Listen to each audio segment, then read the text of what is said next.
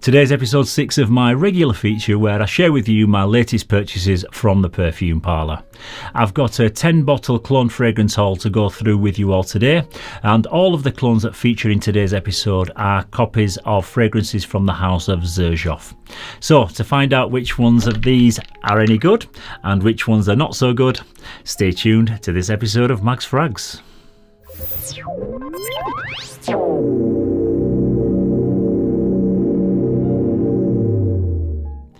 Yes, hello again everybody, and thank you very much for tuning in once again to this special Perfume Parlour episode of Mags Frags. I'm Paul, and this is the 6th episode of my brand new weekly series that focuses on my latest purchases from the Perfume Parlour. So as I mentioned in the intro, this episode focuses on copies of fragrances from Zerjoff, which is one of my personal favourite fragrance houses. But before I begin this rundown, if you are interested in picking up any of these fragrances that feature in today's videos to try for yourself, you can use my unique discount code, which will get you 10% off your first order, and I'll leave a link to that down in the description. The link will direct you to a login page, and you'll be asked to create a login name and a password. But once you've logged in and you've selected your items that you want to purchase, your discount will automatically be applied at the checkout. And as always guys, just a quick disclaimer, I don't work for the Perfume Parlour, and this video is in no way sponsored by them.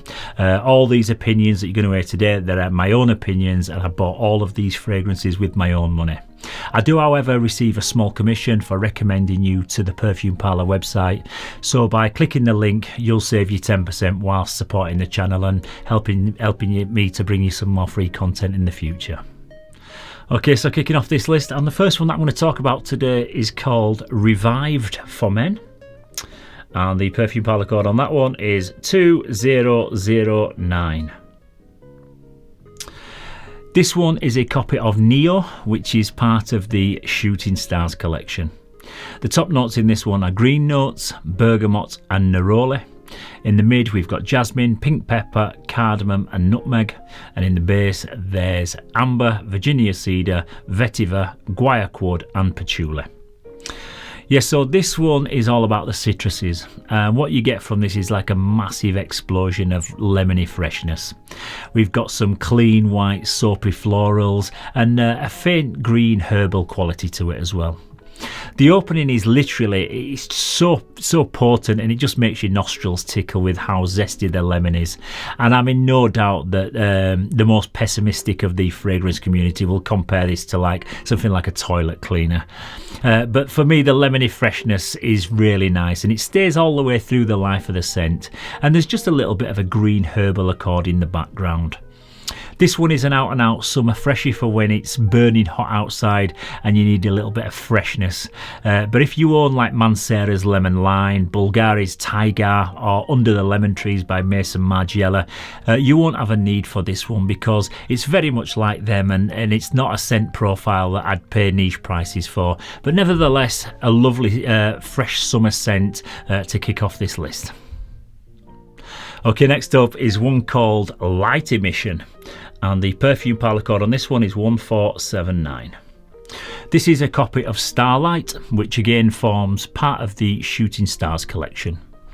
The top notes in this one are cardamom and bergamot. In the mid you've got cloves, cinnamon and almond, and the base notes in this one are cedar and amber. So we've had a freshie to kick us off, and now we've got the spicy one of the bunch. This opens up very, very spicy with a realistic cardamom note blending with the cinnamon and the bergamot, and I get a bright, somewhat medicinal opening that smells quite unique. And it wasn't a love at first sniff for me, and I think that some people may find the opening in this one slightly abrasive. As it dries down you get the creamy sweet almond, and some people get like a cherry accord from it, and it does have a little bit of a nod to Galan L'Homme-Ideal, the EDP version, but this one's got more of like a spicy kick. The spices do stick around into the dry down, and I find the conflict between the smooth sweet notes in the base and the spices in the top quite interesting. And overall you get a scent that's very warm and spicy. It's very addictive, and it's great to wear in the colder months of the year and also during the festive season. So the third one that I'm going to talk about today is called Defender Second, And the Perfume Parlour code on this one is 1712.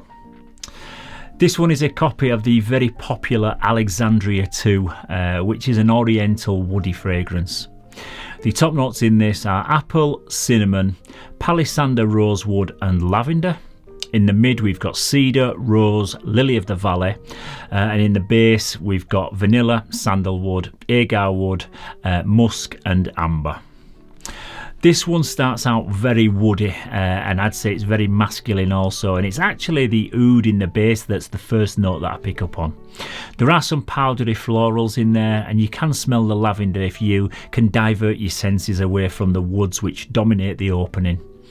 There's also a light sprinkling of spiciness in there too, and as it dries down the woodiness fades and it just becomes more of a smooth, powdery and somewhat floral scent that's sweetened up by the vanilla, the amber and the sandalwood.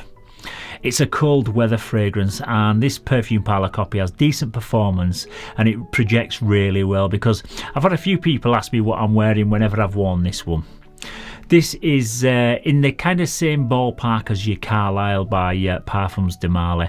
So if you like that one, you'll definitely like this one. Okay, next up we've got one that goes by the name of Pure Water, and the Perfume Parlour code on that one is 1244.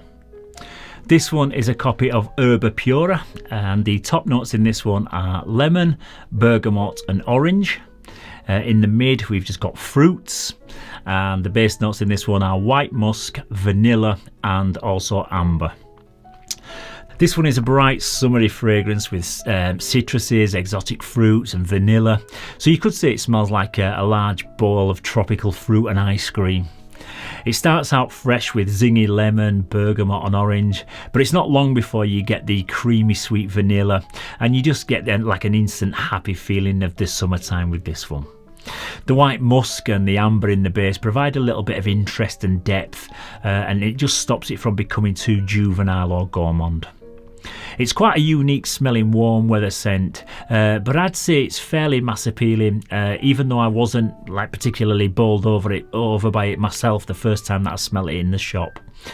But some of you guys will probably just find this one leans maybe a touch feminine just because of how fruity it is, but it has grown on me over time and now I really like it, and it's I think it's got like a really nice peaceful scent character to wear in the warmer weather. The performance is decent but not great, but it's one that I'd say pick up and try out for yourself, because some people absolutely love this one. I think it's very nice, but it just wouldn't be my personal choice to wear as a signature scent for the summertime. Okay, so we're halfway through the list, and this next one is called Revival, and the Perfume Parlour code on this one is 1951. This one is a clone of Renaissance from the XJ 1861 collection. The top notes in this one are tangerine, Amalfi lemon, bergamot and petitgrain. In the mid we've got mint, lily of the valley and rose, and in the base there's amber, Virginia cedar, patchouli and musk. Yeah, this one is another citrus aromatic fragrance that's very similar to Neo, which was the first fragrance that I talked about in this video. However, Neo is very sharp, and it's got like a crisp lemon that stays lemony all the way through the life of the scent. This one changes a bit as it dries down, and you get a touch more of the orange and the mint coming through in the opening. This one also is ever so slightly sweeter and quite a bit more powdery in the dry down, but we're kind of talking very subtle differences for the most part when you're testing them side by side. But there's definitely no need to own them both, because they are too alike to kind of own them both, and you would have a redundant purchase. You get that clean soapy aroma from the rose and the lily of the valley, and a subtle muskiness from the base. And if I was forced to choose between this one and the Neo, I'd probably go for this one, because it's just got a tiny bit more depth rather than just being like a straight up bag of lemons. Okay, so the next one is called Occasion, and the Perfume Parlour code on this one is 1723. This is a copy of Overture, and the top notes in this one are magnolia, fig leaf and orange. In the mid we've got ylang ylang, cinnamon, Bulgarian rose and Indonesian jasmine, and in the base there's incense, cashmere wood, amber, vanilla and sandalwood.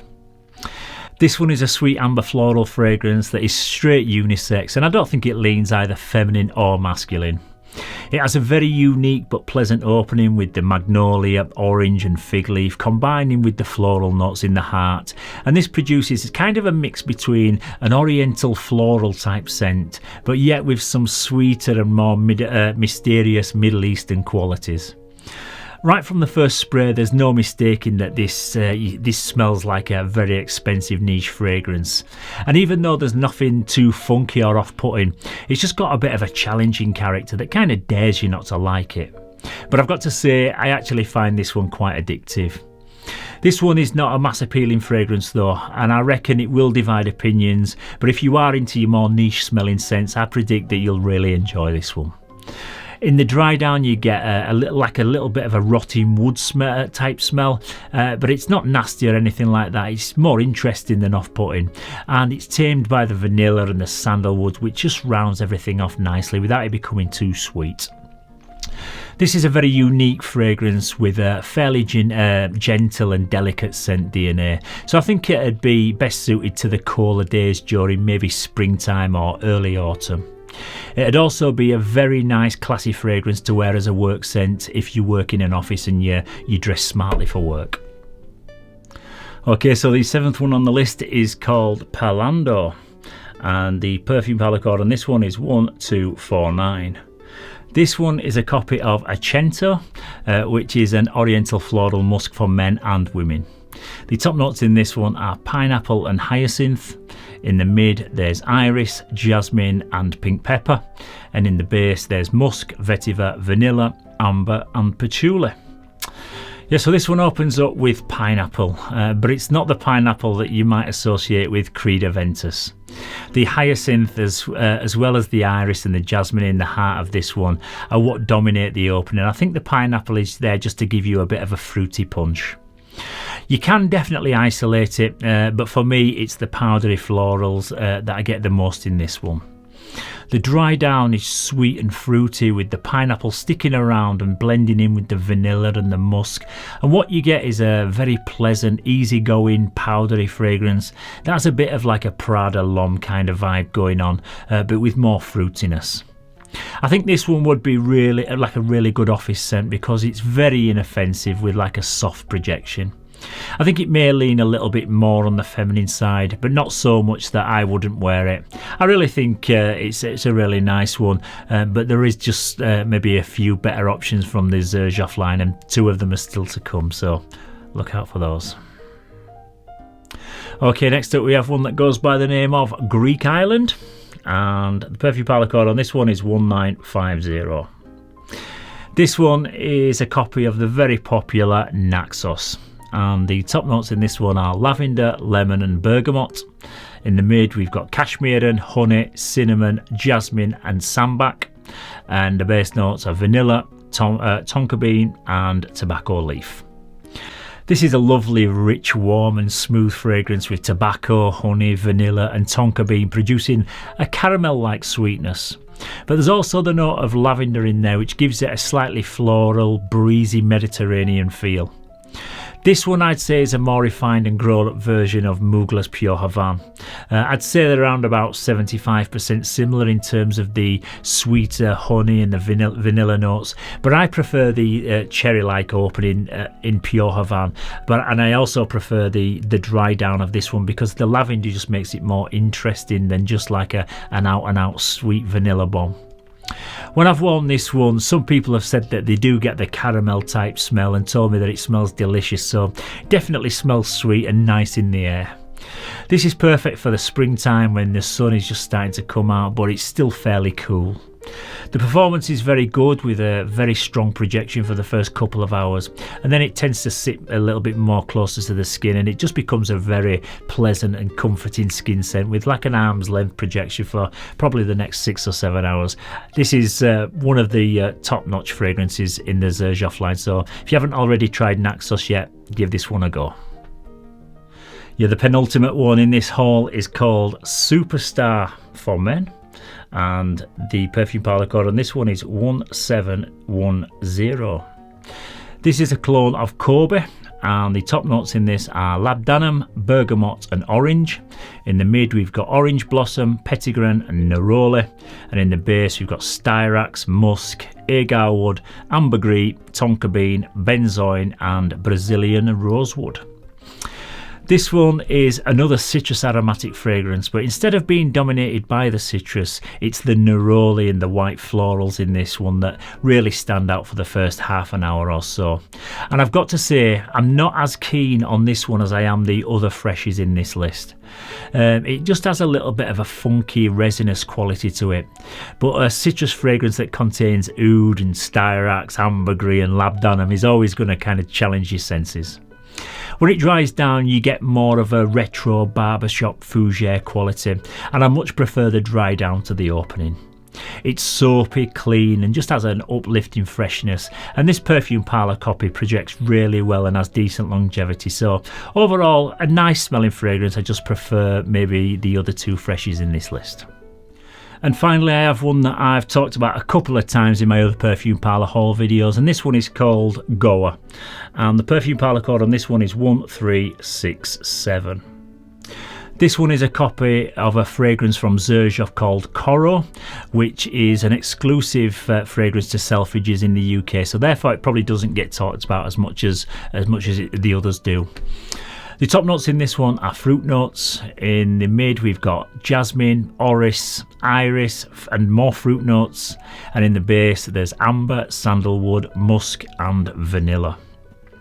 This one is really fruity, but with like a candy sweetness. You've got some iris in there too, so it dries down slightly powdery, but this is all about the fruits. It's like a red berry cordial fruit drink, and it just smells ridiculously good. It's not masculine, it's not sexy, it's not trying to be anything clever. It's just a very nice, pleasant fragrance. It's got decent projection, decent performance. I always get noticed when I smell this one, and women seem to love this as well. So guys, if you get this one and you don't like it, I'm sure your wife will take this one off your hands, and definitely one that's worth trying out for yourself. So just a quick summary. I'm going to start by saying that there isn't a fragrance in this list that I actually dislike. They all smell really good, but there's just some that I prefer more than the others. If I had to keep just 3 out of this 10 bottle haul, they'd probably be the Naxos copy, the Renaissance copy for the summertime, and as a wild card I'd probably choose the last one, the Coro copy, just because it's the best of like the fruity ones. The Alexandria II is also very good, but it's just not unique enough for my own personal taste, and I've got a few fragrances with a similar kind of scent DNA. But there isn't one in the haul that I'd say totally avoid, so by all means go ahead and purchase any of them, because I'm sure you'll like most of them. So that's about it for today's episode, but don't forget I'll be back very soon with another Perfume Parlour haul, and I've already had them delivered, and I've got to say there's a couple of bangers in amongst these, so don't forget to tune into my next episode. Also, I've got some really good ones coming up in the 365 project, so it's all exciting stuff. So as always, thank you very much once again for watching this episode. Stay safe, keep smelling fresh, and I'll see you very soon for another Perfume Parlour haul. Bye bye for now.